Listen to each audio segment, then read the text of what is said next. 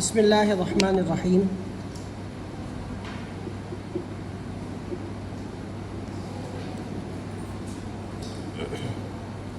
स्वाद मुफ़रद में आप लोगों ने जिस तरह बनाया था तो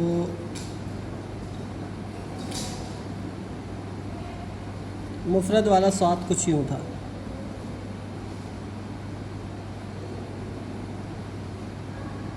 दो नुक्ते सीधा गए थे, फिर दो नुक्ते ये हिस्सा था, और यहाँ से देखें पूरा तो ये तीन नुक्ते थे।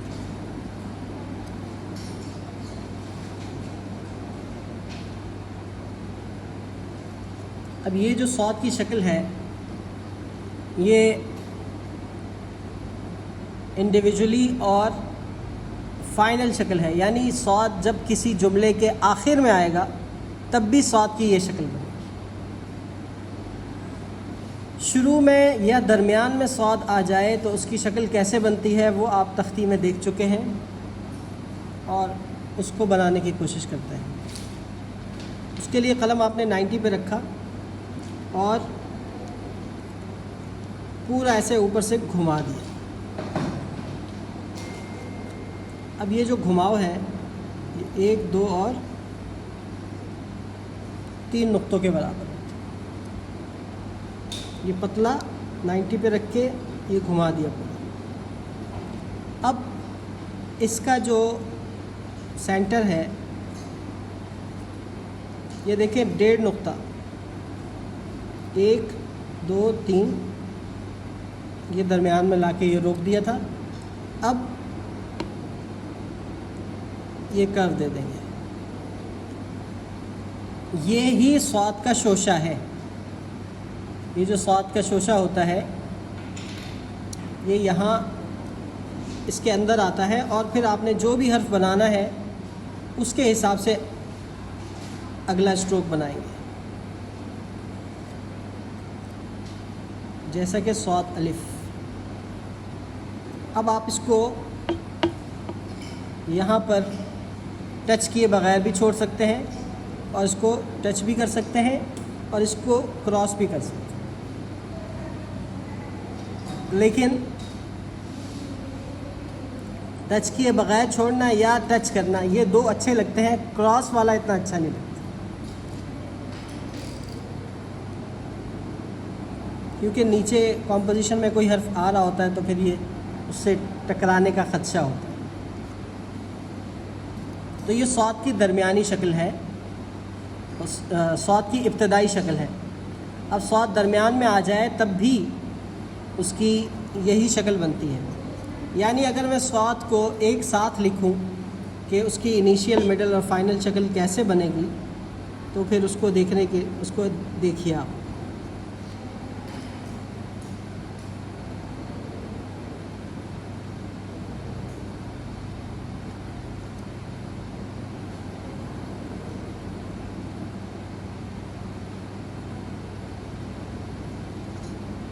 समझे?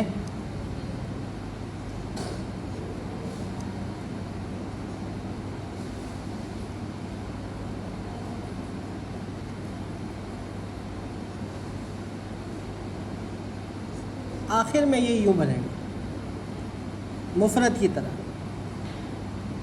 आखिर में इस तरह नहीं बनेगा। ये जो दरमियान में बना है इसके दो तरीक़े हैं। एक तो ये बनाया मैंने घुमा के, फिर ये ऊपर से, फिर उसके अंदर से। एक ये है कि आप इसको यहाँ ला के रोक दें और फिर समझे? ये दो तरीके, लेकिन ऊपर वाला ज़्यादा खूबसूरत लगता है और इजी भी है। यहाँ पर ये जोड़ने में मसाइल होते हैं, मोटा रखना है, पतला रखना है, यहाँ पर नेगेटिव स्पेस छोड़नी है, तो इस वजह से काफ़ी कॉम्प्लिकेटेड हो जाता है। ये पहला वाला बेहतर है।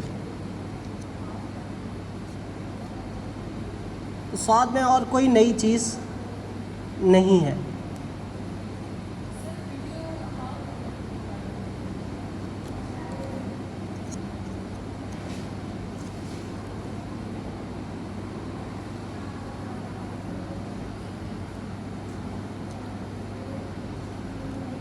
तो वो सिंपल है,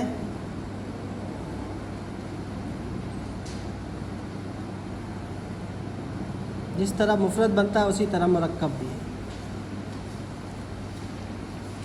तो में शोशा नहीं होता।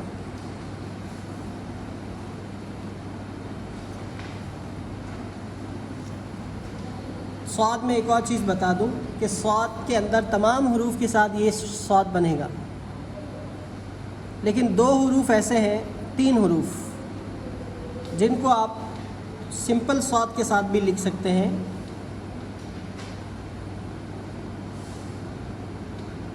अब ये स्वाद मीम आप ऐसे भी लिख सकते हैं और स्वाद मीम ऐसे भी लिख सकते हैं, यानी स्वाद के बाद नीचे जाने वाले हरूफ में ये चीज़ ज़्यादा इस किस्म का स्वाद आता है, ख़ास तौर पर स्वाद रा में। ये देखिए स्वाद और रा। अब हम इसको अगर इस तरह बनाने की कोशिश करते हैं तो ये ज़्यादा अच्छा नहीं लगता। उस सूरत में क्या करते हैं कि ये इसके साथ ये टकरा देते हैं यहाँ पर। तो एक तरीक़ा ये है सौद रा का, एक ये है, बेहतर तो यही है, लेकिन उसके बाद देखा जाए तो फिर ये है और ये भी ठीक है। इसी तरह स्वाद और या में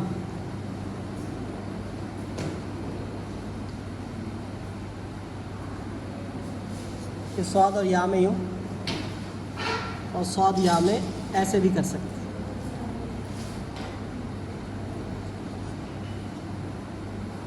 लेकिन ये इस किस्म के स्ट्रोक ये ज़्यादा अच्छे लगते हैं। मतलब आपके पास ये ऑप्शन भी है स्वाद या स्वाद मीम में, बाकी हर जगह यही स्वाद बनेगा।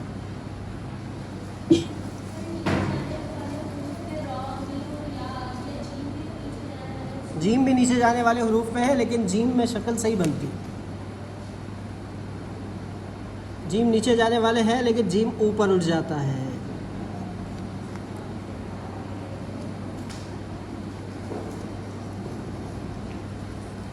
हाँ, अगर आप जीम ये वाला बनाते हैं जैसे कि ये, उसमें यह है कि फिर आप ये करें। समझ रहे हैं? जी बिल्कुल लिख सकते हैं, ये दोनों लिख सकते हैं, सब लिख सकते हैं।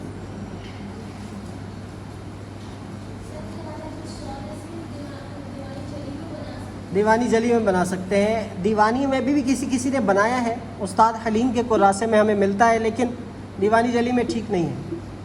इसको आप दीवानी ही में बनाएं। और कई दफ़ा तो ये तवा का मैं जो बता रहा हूँ, तवा के अंदर भी कुछ हरूफ ऐसे हैं तो तवा के अंदर बना देते हैं। जैसे मैंने लफ्ज़ मुस्तफ़ा की मिसाल कल दी थी कि ये सौत,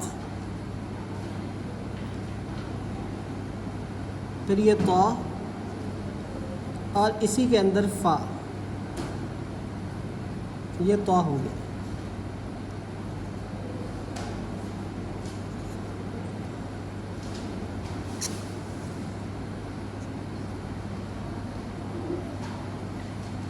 कैसा लग रहा है? जिस तरह दो चश्मी हाँ होता है ना, उस तरह का है ये दीवानी में जो दो चश्मी हाँ होता है। तो ये तौ और फ़ा की तख्ती में अगर आपको मैं यूँ लिखवाऊँ तो फिर ये ऐसे,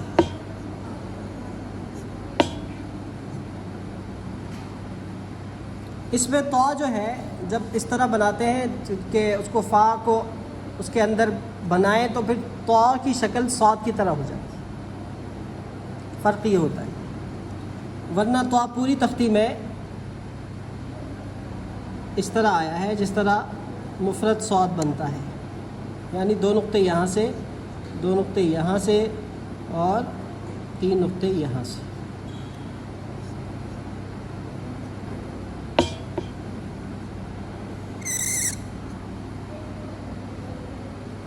45 पर जा रहा होगा ये।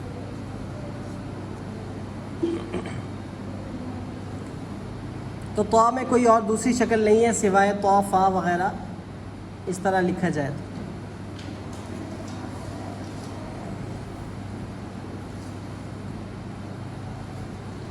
कॉम्पोजिशन में कभी कभी ऐसा आपको नज़र आएगा, कहीं कहीं कुछ लोग ऐसा करते हैं कि इसको ज़्यादा पॉइंटेड बना देते हैं, तो के इस हिस्से को ज़्यादा पॉइंटेड बना सकते हैं। तो इसकी भी गुंजाइश है कि आप इसको थोड़ा सा कर्व लेके आएँ इसमें, या फिर इसको थोड़ा सा पॉइंटेड बनाएं, तो इसकी भी गुंजाइश है।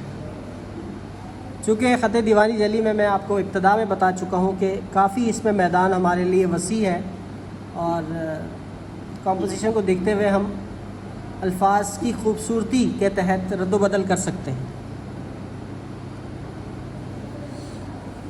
अब बारी आती है आगे आइन की तख्ती की, उसे अपने सामने रखिए।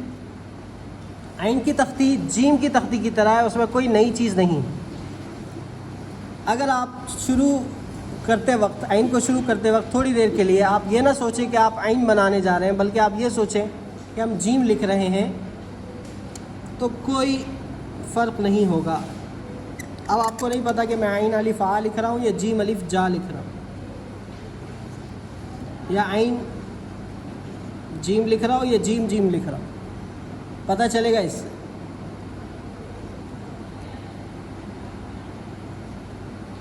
यानी आइन के बाद जब ऊपर जाने वाले या साथ साथ चलने वाले हुरूफ आ जाएं, तो आइन की इस स्ट्रोक की कितनी नोकें निकलती हैं?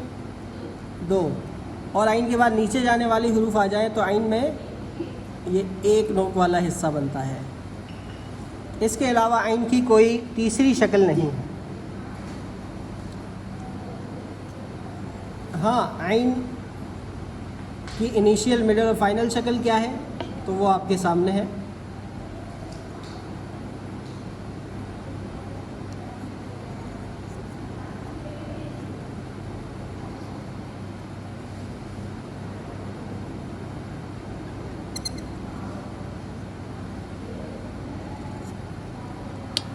शुरू में इस तरह आता है, दरमियान में इस तरह आता है, आखिर में इस तरह आता है, और आखिर में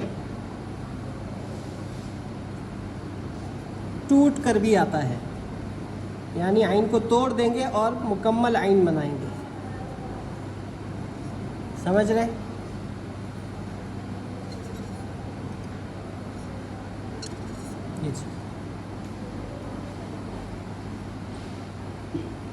और ये टूट कर बनाने वाले हुरूफ में आपने देखा होगा, मैंने हर तख्ती में कौन से 2 हुरूफ तोड़ के बनाए हैं? जीम और आइन। ज़्यादातर यही बनते हैं क्योंकि इनमें दायरा आता है, तो ये दायरे वाले हुरूफ इस तरह से अच्छे लगते हैं। और भी हुरूफ है जिनको हम तोड़ के बना सकते हैं, वो कंपोजिशन में आएंगे तो उसमें इंशाल्लाह कुछ ना कुछ आपको मैं बताऊँ। आइन के बाद बारी आती है फ़ा की तख्ती की। तो फ़ा की तख्ती में कोई नई चीज़ नहीं है, फ़ा और क़ाफ़ एक ही तरह के हैं। आपने ये फ़ा बनाया या क़ाफ़ बनाया, क़ाफ़ की शक्ल। फ़ा इंडिविजुअली तो आपने यूँ लिखा, लेकिन ये शक्ल उसकी सिर्फ इनफरादी तौर पर है। जब कभी मिल के आएगा तो कभी भी ऐसी शक्ल नहीं बनती। मिल के आएगा तो उसकी शक्ल क़ाफ़ की तरह बनती है, और दरमियान में आ जाए तो फ़ा और क़ाफ़ दरमियान में एक जैसे होते हैं। लफ्ज़ के दरमियान में आ जाए तो फ़ा और क़ाफ़ की शक्ल एक होती है, सिर्फ नुक्तों का फ़र्क होता है। हाँ, आखिर में फ़ा आ जाए तो फ़ा यूँ होता है, और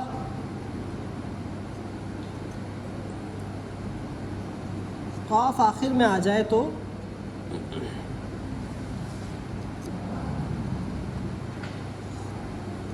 यूँ होता है।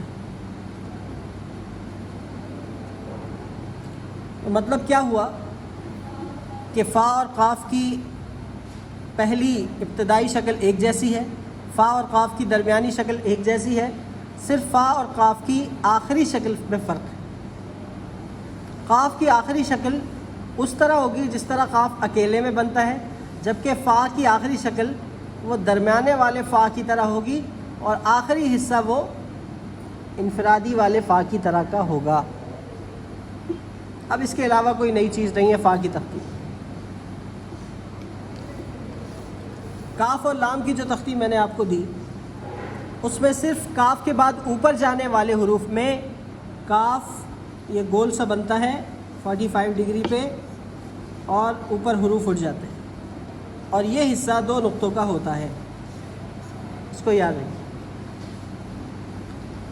यानी काफ अलिफ बना रहे हैं या फिर हम काफ लाम बना रहे हैं या काफ बना रहे हैं, तो बस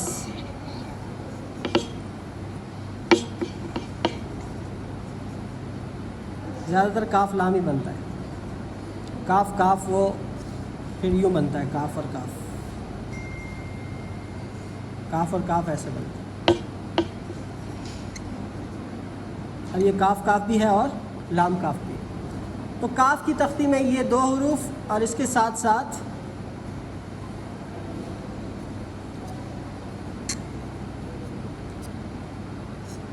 काफ लाम अलिफ, ये 3 अल्फाज ऐसे हैं जो काफ की तख्ती में काफ पढ़े जाएंगे, लाम नहीं पढ़े जा सकते। जबकि इसके अलावा जहाँ कहीं ये वाला स्ट्रोक आया है अगर वो ऊपर की जुल्फ से खाली है तो वो लाम है, अगर उसके ऊपर वो डंडी बनी हुई है तो वो क्या है, काफ। सिर्फ ये फ़र्क है, बाकी काफ और लाम की तख्ती आपकी समझ में आ गई। और ये जो हिस्सा है ये अलिफ की तरह बनता है।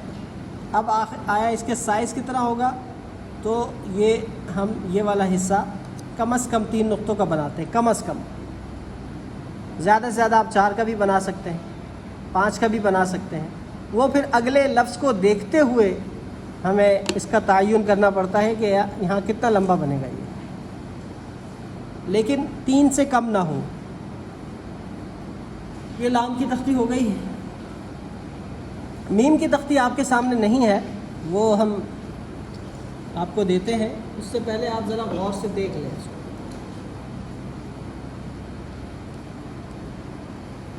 आपको मीम की तख्ती में 2 किस्म के मीम नज़र आएंगे। एक वो मीम जो आपने लिखा मुफरद में, ये वाला मीम आपने लिखा, मीम चूँकि नीचे जाता है तो ये मीम आपने लिखा। अब ये मीम आपके लिए बिल्कुल नया है, ये आपने दीवानी में बनाया होगा।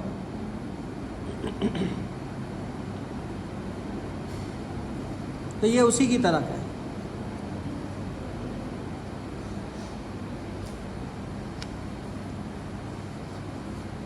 जबकि हा की कोई दूसरी शक्ल नहीं है, हा की एक ही शक्ल है। लेकिन हा के अंदर जो सबसे बड़ा इम्तिहान है वो ये है कि उसे आधे कलम से बनाना है। अब वो आधा कलम चाहे आप वो सेम कलम यूज़ करें, उसकी आधी नोक से बनाएं, या फिर हा को अलग से किसी छोटे कलम से बनाकर बकिया हिस्सा बड़े कलम से बनाएं। तो ये आपका इम्तिहान है और यूँ हमारी तख्तियाँ मुकम्मल हो जाएंगी इंशाअल्लाह। मीम के बारे में जानते हैं।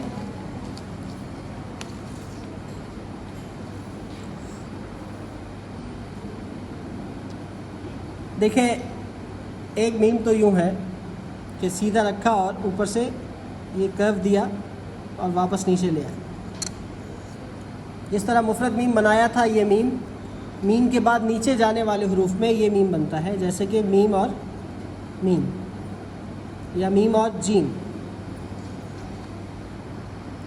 जबकि मीम के बाद ऊपर जाने वाले हरूफ या मीम के साथ साथ चलने वाले हरूफ आ जाएं तो उसमें हमने सीधा कलम रखना है, खड़ा कलम 90 पे। उसके बाद हमने नीचे लेके आना है। ये 45 का जो उल्टा रुख है ना, उस पे लेके जाना है, यानी ये 135 डिग्री बनता है। तो ये नीचे लेके आए। अब क्या करना है, अब जब ऊपर से हम घुमाएंगे तो ये वाली नोक तो नज़र आएगी, लेकिन ये वाली नोक मर्ज हो जाएगी दूसरे स्ट्रोक में। ये चीज़ समझ गए आप लोग?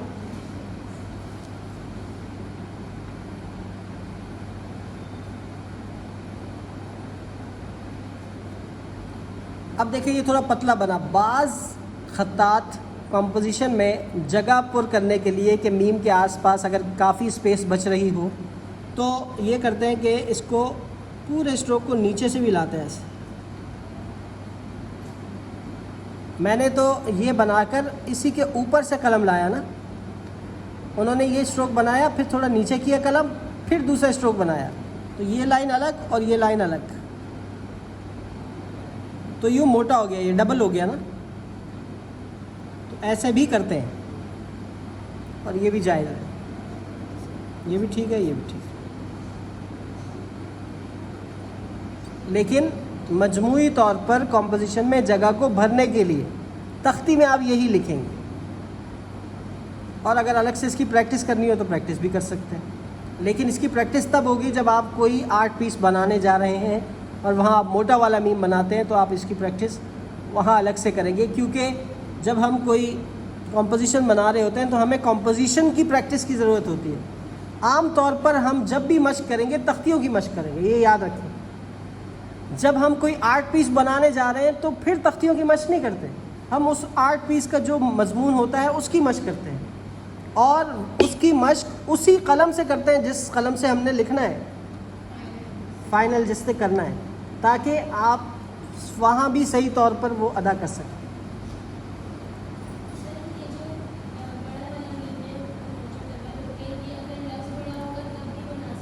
लफ्ज़ बड़ा हो तो बिल्कुल। अब देखें ना, अगर हम ऐसे नून बनाते हैं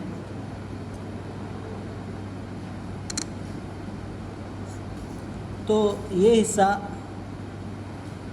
तकरीबन थोड़ा बहुत मैच कर रहा है क्योंकि इसमें मोटाई आ रही है। लेकिन ऐसा लफ्ज़ जो मीम के बाद पतला ही हो और वो मीम बड़ा लगे उसके मुकाबले में, तो फिर बड़ा वाला मीम ना बनाएं आप। जगह भरने के लिए आप कर सकते हैं, वैसे आप यही बनाएं नॉर्मली यही। लेकिन ये मैंने आपको बवक्त ज़रूरत बताया, असल यही है। तो ये मीम की तख्ती है। हाँ की तख्ती देखिए, कलम आपका 45 डिग्रीज़ पे आधा कलम आपको लगा। अब इसमें आप इसको इस तरफ सीधा लेके आएंगे। ये नहीं करना कि आप इसको गोल लेके आएँ, ये गोल नहीं है। इसकी बनावट भी वो फ़ा की तरह इस तरह से है, ऐसे नहीं है। इसी के अंदर ये बनेगा, ये देखें। जब यहाँ पहुँचे तो अब पूरा कलम इस्तेमाल करें, जैसे कि